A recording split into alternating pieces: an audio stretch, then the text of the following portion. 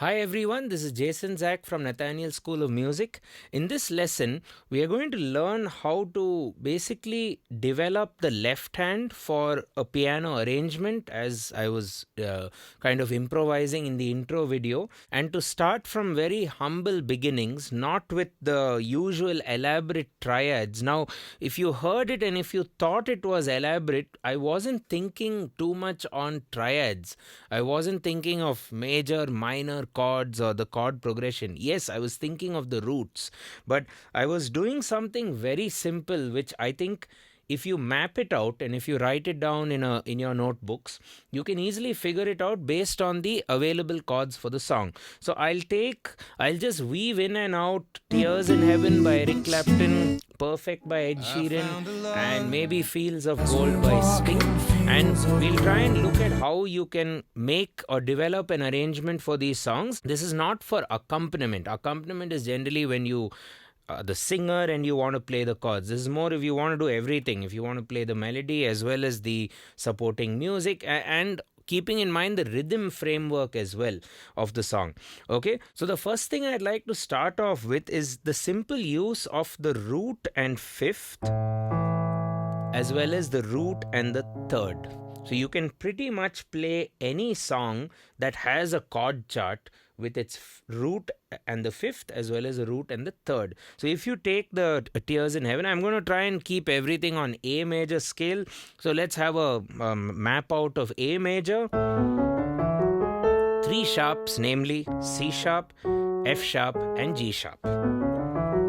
So the available chords are A major, B minor, C sharp minor, D major, E major, F sharp minor, G sharp diminished at the 7th degree and back. Now, a good drill to practice before we actually start playing songs like Tears in Heaven or whatever you want to play would be to just have a practice of fifths as well as thirds, the fifth and the third intervals of the scale. And there is one more thing you should also practice, which I'll come to shortly. So if you take the A major scale in fifths,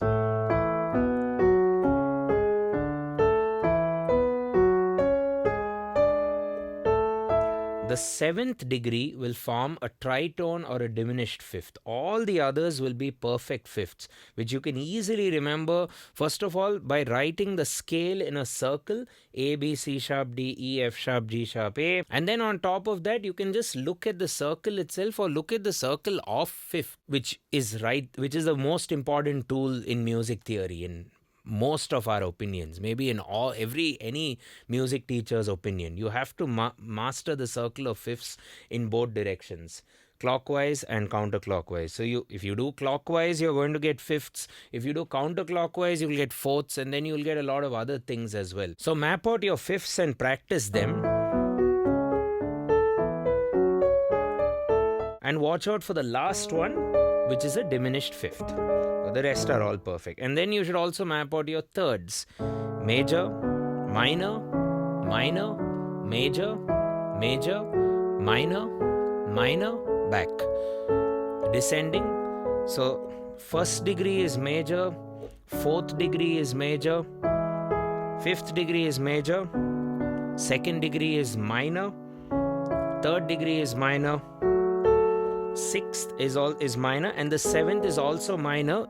However, it forms a diminished fifth, so that whole ecosystem creates a diminished chord. Okay, so that's the essential theory and the practice you need to do. So I also encourage you to practice the thirds in reverse order. So you take A with C sharp and then take that C sharp down an octave. This would provide for a great way to play slash chords, So you could kind of be on perfect fifths or major thirds.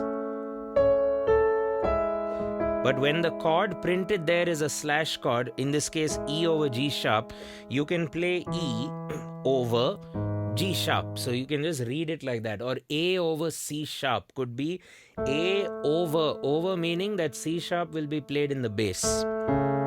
in the bottom. So E over G sharp, A over C sharp. So try to practice sixth intervals as well, which are just thirds in reverse. So A's third is C sharp, and then you drop the C sharp down to C sharp, and you play it lower here.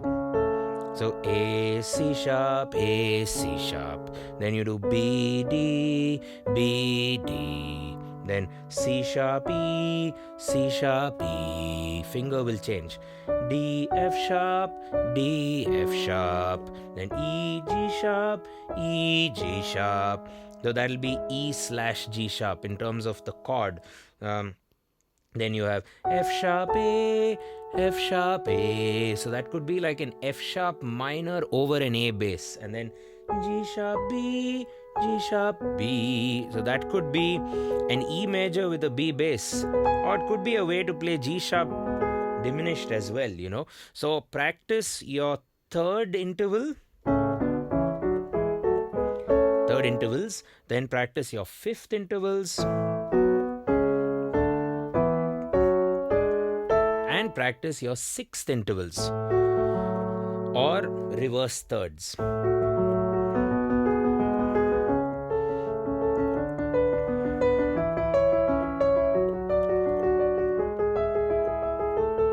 And I'm doing all this in the A major scale for this particular lesson. You might want to get my handwritten notes on Patreon, where I have all this neatly mapped out, and it's also the way I would suggest you also to go about the process. If you have a song on A major, map out the entire theory. Don't start playing it. The tendency with lessons these days is you want a quick method with all these visual aids, notes falling down, also the MIDI notes lighting up, you know, or well, even notation can sometimes be a curse if you think about it, because you're using your eyes to figure things out rather than just reading the chords. You can just look at the chords or hear the chords. So because of things like notation, you know, these dropping notes, MIDI highlighting things, problem is you tend to use your eyes more than your ears. And if you don't use your ears, you don't have a guarantee that what you're playing is right. Anyway, do consider getting my handwritten notes to map it all out and have a comprehensive knowledge of A major on your fingertips.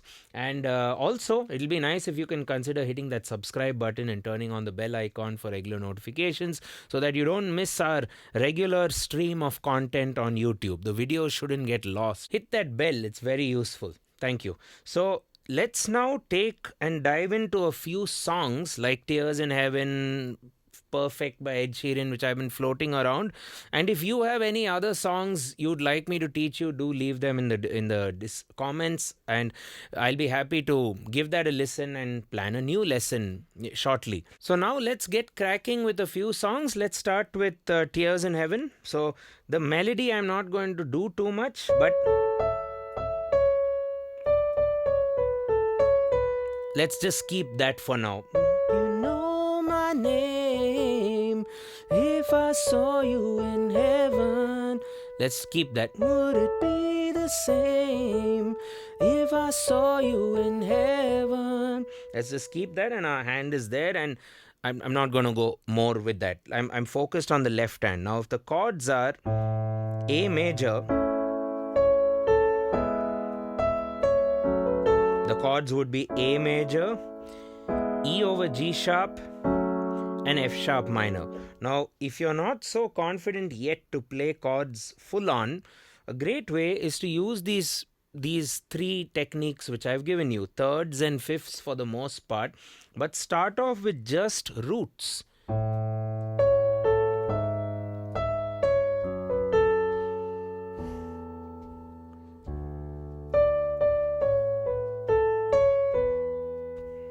Three, just the chord root. So it's A major. So it'll be printed as E over G sharp. And then F sharp minor. That's actually A major over E, and you're just playing E and then D major. A, E major. Okay, now obviously playing single notes is not the best option out there. So let's start with the fifths. See, now here immediately you realize that if you go to G sharp and play a perfect fifth, you're going to have a problem. See? Because this D sharp is out of the A major scale, isn't it? It's part of the E major scale. So read your chord charts. If you see it's a slash chord, in this case E over G sharp, then you just read it as E over G sharp. Simple. So check that out.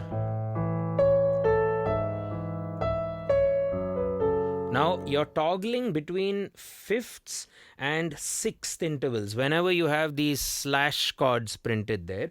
So A, it's just a regular old A major, correct? So that's A over E, and then you go E over G sharp, you'll play G sharp in the bass and E on the top. Normal F sharp minor, so you do root and the fifth, which is mapped out, and you should also map it out. Let's do that.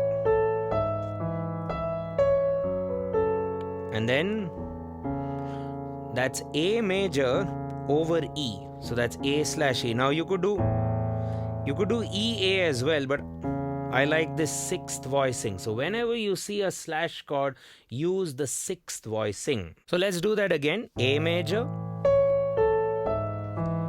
E over G sharp, F sharp minor.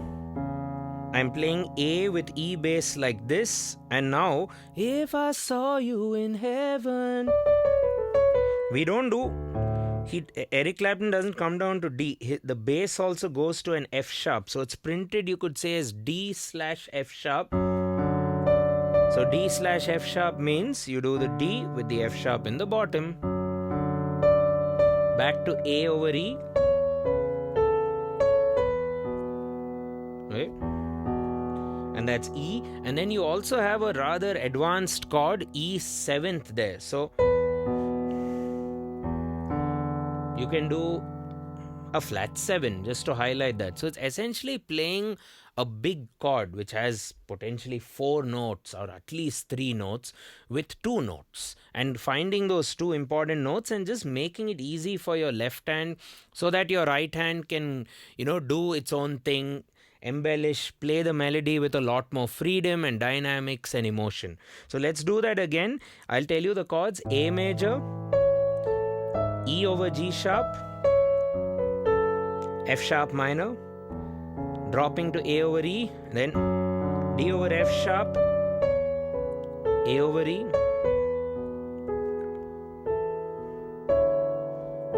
and goes on.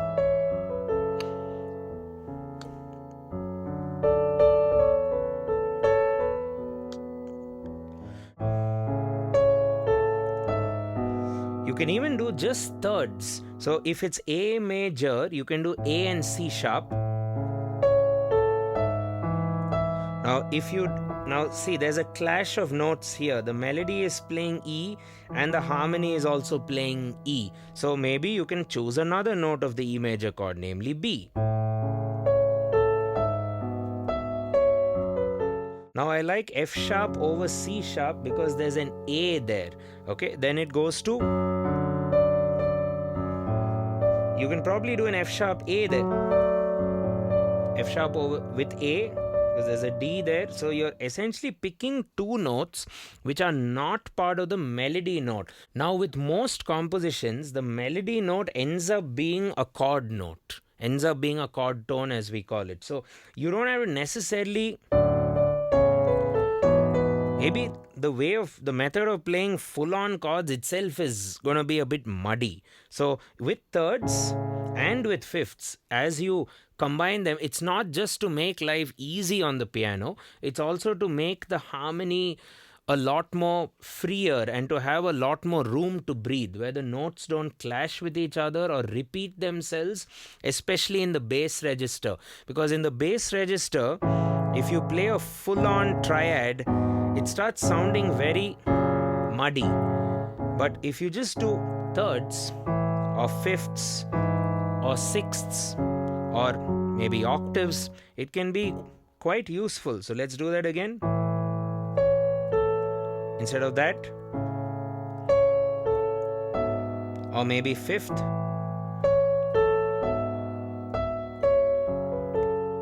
And then I like this way voicing of A over E.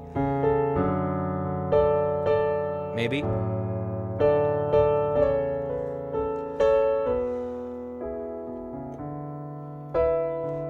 So whenever possible for slash chords, try to avoid the close thirds and do spread thirds. If I saw you in heaven. Okay, let's continue. So I'm playing F sharp minor there, or can play F sharp with an A, but that's a bit muddy. So with the fifth,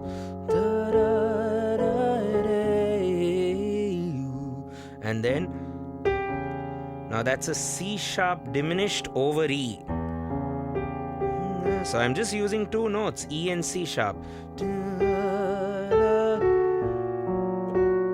Now you're spoiled for choices here. You can do, it's an F sharp 7th. You can play it with F sharp and E, or I like the B flat or F sharp's 3rd in the bass. And then, 'cause I know, you can do like a B minor there. Or it's actually a D major over B. Be no more. Again, I think a 5th.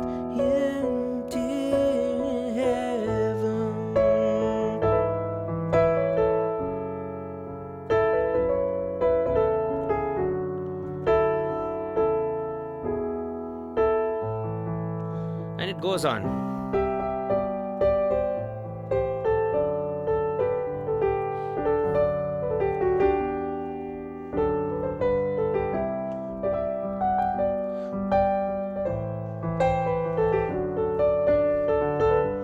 So, however complex my right hand is, I can keep a very simple and clean left hand.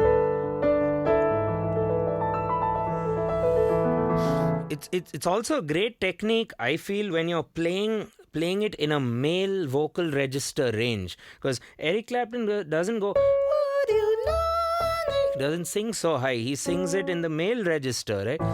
Would you know my name? Oh, if I saw you in heaven. So I'm keeping it very simple in my left hand because I have no other place to go. I'm thinking of my 88 key piano, almost like a 2.5 octave piano. So that'll get you to play it in a very soulful way, I think. See?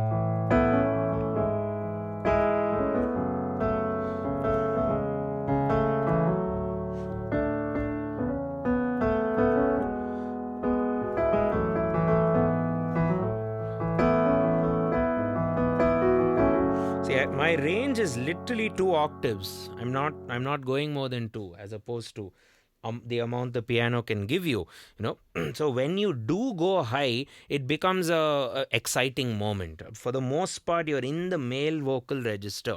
Okay, let's try and apply this technique now to another song. Let's take Perfect by Ed Sheeran. Now I'm going to try and upgrade the technique a bit more. You've already kind of figured out the usage of thirds, fifths and sixths.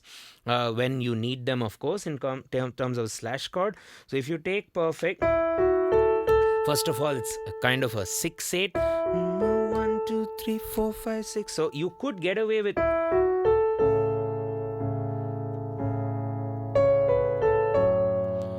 the thirds, or better,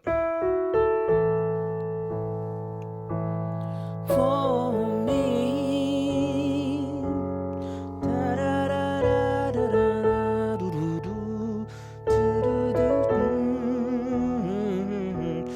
Now, if you'd like, you can also do 1, 5 and now start stacking. So you can stack this octave like guitarists do. They call this a power chord. And pianists, what we can do is we can arpeggiate that chord.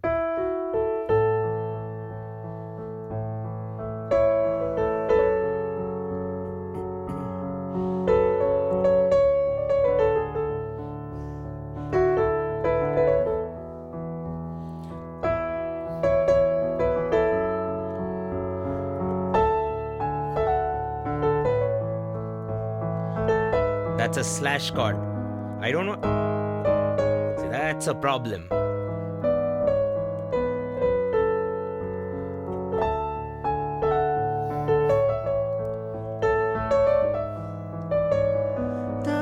That's an E over G sharp. That's the chord Ed Sheeran uses. Yeah, so in addition to the fifth with the octave, when you play the slash chords, in this case E slash G sharp, you're just kind of playing it in a sixth voicing, which I already told you.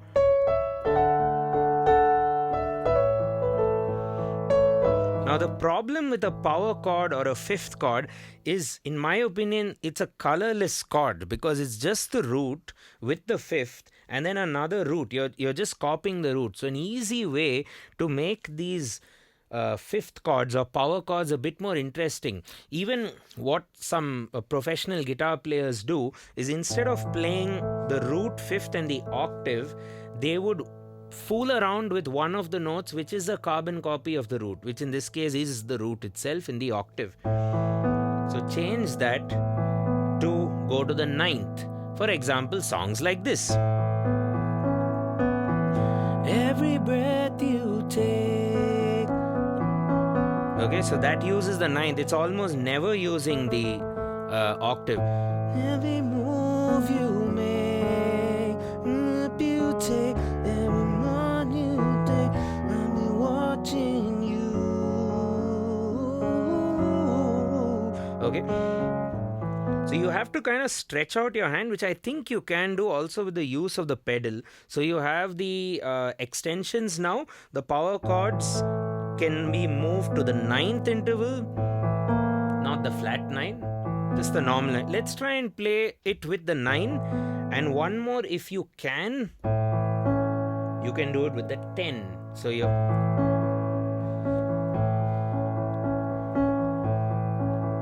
this is the whole A major chord, and this is, in my opinion, the ideal way to play triads in the left hand. Instead of the muddy closed voicing, this should be the default. So what most people end up doing is, because they don't learn this from the word go, they tend to resign to this, because this is the safe voicing, but it's a colorless voicing. So might as well add that ninth color, or for sure you can add the 10th color, which is anyway part of your printed chord. So let's use the 9th and 10th intervals in a interwoven way. So that's a 9. I like that 9. That's a 10. Another 10. Or maybe sneak in the 9 and the 10.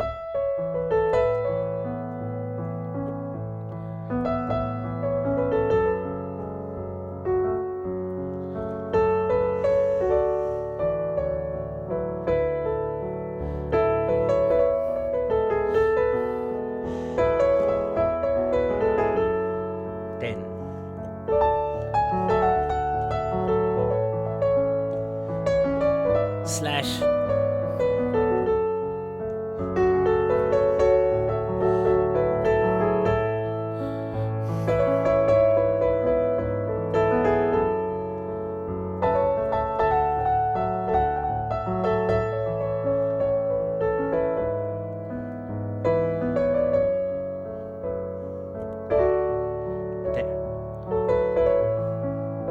Slash.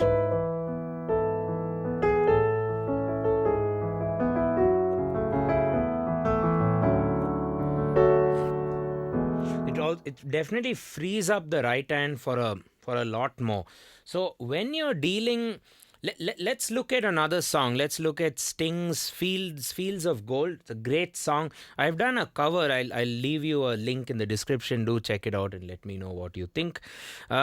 Before I get into Fields of Gold, I just wanted to mention 3 words of caution when you're coming up with the left hand accompaniment. Now we started off with fifths, thirds, and one word of caution I already gave you is, if it's a slash chord like E over G sharp, you tell yourself G sharp has to be in the bottom. or in the bass, and E has to be on top. So that's clear. The other word of caution would be, how do you play a seventh chord on the piano, like a chord which has four notes? Well, pick two. So if it's a dominant seventh chord like C seventh, in some instances you don't even need to play the C. You can just play E and B flat, because the dominating notes of a dominant seventh chord, no pun intended, is the third and the seventh flat. So you might as well play the notes that matter. However, if you want to play it with the root, maybe you're in a band, it's just you, there's no bass player, play the root and one of the important notes. Now, if it's a minor seventh chord, you might want to play root, third and seventh flat and avoid the fifth, or just play the third and seventh flat. So if you take seventh chords and do like a 2-5-1 progression in the key of C, it'll be, oh sorry, I took C, which is usually banned on this channel, but anyway, let's go with it. So it'll be D minor seventh, G dominant seventh, and C major seventh. Say I'm playing it with just three notes. However, I can even avoid the root altogether. I can do things like, so that's your D bass if ever you want to play it, and then that's G seventh, and then that's G in the bass, and then that's C major seventh with the C in the bass. You don't have to actually play all the notes of the chords. Okay, that's one more way to use things, and that's about it. Let's try and execute this with one final song, Fields of Gold.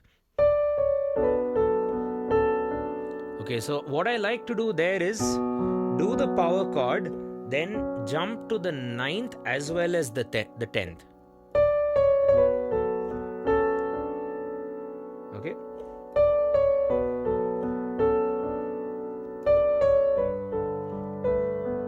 Same thing I did for G.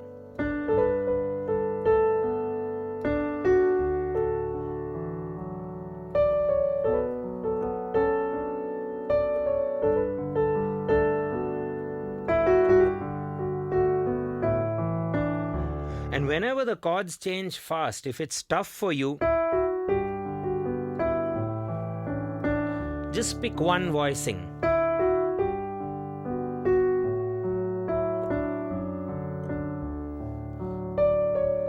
Or keep it simple.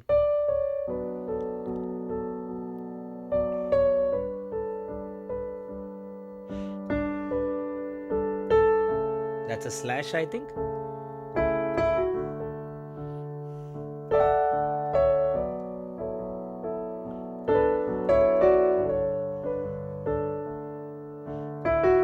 Another slash.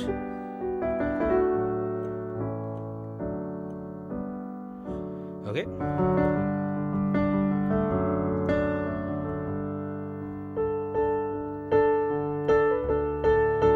Spread.